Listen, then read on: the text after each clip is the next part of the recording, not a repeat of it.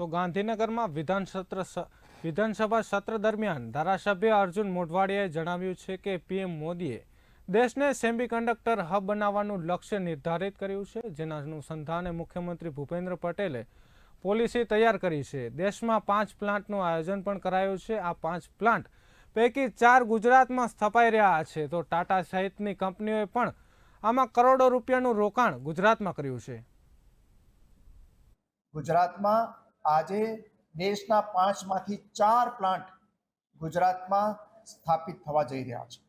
એ પૈકી સાણંદ ખાતે જે 3 પ્લાન્ટ બનાવવા જઈ રહ્યા છે એમાં માઇક્રોન ટેકનોલોજી જે છે એ 22,516 કરોડ રૂપિયાનું મૂડીરોકાણ કરીને ત્યાં પ્લાન્ટની સ્થાપના પ્રગતિમાં છે। બીજો plant CG semi private limited એ 7,584 કરોડ રૂપિયાને ખર્ચે એ પ્લાન્ટ પણ પ્રગતિમાં છે।